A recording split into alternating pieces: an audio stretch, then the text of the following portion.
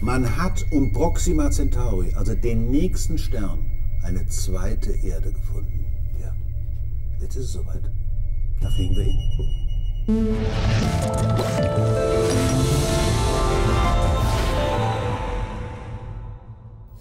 In der Tat, man hat um Proxima Centauri einen Planeten entdeckt. Vielleicht sogar noch einen und noch einen.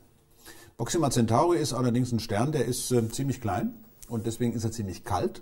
Und der Planet, um den es jetzt geht, der dreht sich einmal um den Stern Proxima Centauri herum in 11,5 Tagen. Das heißt, man hat dauernd Geburtstag. Ständig. Also alle 11,5 Tage. Und der Planet zeigt in seinem Stern immer die gleiche Seite. Das heißt, er ist synchronisiert, weil er so nah dran ist. Und der Stern hat nur eine Oberflächentemperatur von ein bisschen mehr als 2000 Kelvin. Ist also deutlich kühler als die Sonne. Ist ja kein Wunder, ist ja auch deutlich leichter. Und dafür wird er aber auch deutlich länger leben. Proxima Centauri wird 12 Billionen Jahre alt, während die Sonne nur 10 Milliarden Jahre alt wird. Also Proxima Centauri wird seinen Planeten sehr lange mit ziemlich rotem Licht bescheinen. Das könnte zu Leben geführt haben auf dem Planeten. Also könnte auch noch zu Leben führen in ferner Zukunft, weil es einfach lange ist. Ja. Also das Leben hat lange Zeit auf dem Planeten. Man muss sich also jetzt nicht fürchten, dass der Stern demnächst verschwindet. Es gibt ja Sterne, die sind in wenigen Millionen Jahren weg. Die wären für uns uninteressant, denn wir als Lebewesen, wir sind ja auf der Erde erst entstanden, da war die Erde schon 4,5 Milliarden Jahre alt, die Sonne natürlich auch. Also für uns braucht man einen Stern, der lange genug lebt. Aber wie ist es mit Lebewesen, die vielleicht noch viel später entstehen? Und da müsste ja ein Stern wirklich sehr, sehr lange leben. Und das ist Proxima Centauri. Proxima Centauri ist vielleicht tatsächlich der Stern, der in ferner Zukunft Leben entwickeln wird. Und wenn wir dann da mal hinfliegen, dann werden wir vielleicht gerade sehen, wie so eine rote Amphibie an Land kriegt. Ob es so sein wird, das wissen wir nicht so genau. Wir müssen erst mal gucken, wie die Atmosphäre von dem Planeten aussieht. Und das ist natürlich toll. Wir werden ja in absehbarer Zeit das größte Teleskop der Welt haben. 39 Meter Spiegelriese. Der wird in Chile stehen. Und Proxima Centauri, was soll ich euch sagen, steht günstigerweise am Südhimmel, kann also auch von dort aus beobachtet werden. Und dann wird man Folgendes machen. Man wird den Planeten beobachten, also den Stern mit dem Planeten beobachten. Also einmal ein Spektrum mit Planet vor dem Stern.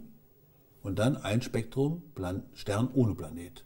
Und die Differenz von beiden wird genau das Spektrum geben, was in der Atmosphäre des Planeten entsteht, dadurch, dass das Sternenlicht durch die Atmosphäre des Planeten läuft. Und so wird man feststellen, aus was die Atmosphäre besteht. Wenn sich herausstellt, da gibt es Wasser und vielleicht sogar Sauerstoff, dann wüsste man, dort gibt es Photosynthese. Denn wenn es Sauerstoff in der Atmosphäre gibt, muss es einen Lieferanten geben, ist ja klar. Ansonsten, wo wäre der Sauerstoff sonst? Na, genau, wäre verrostet. Wäre schon längst eingebaut. Also große Mengen Sauerstoff in der Atmosphäre bedeutet immer, es gibt einen Lieferanten von Sauerstoff und das ist natürlich typischerweise die Photosynthese. Und dann könnte man sich überlegen, fliegen wir dahin? Fliegen wir dahin? Und da gibt es ja schon einige Leute, die sagen, ja, wir fliegen dahin, wir schicken da erstmal so kleine Sonden dahin und so weiter. Aber da muss man verdammt aufpassen, denn 4 Lichtjahre, das ist schon lang.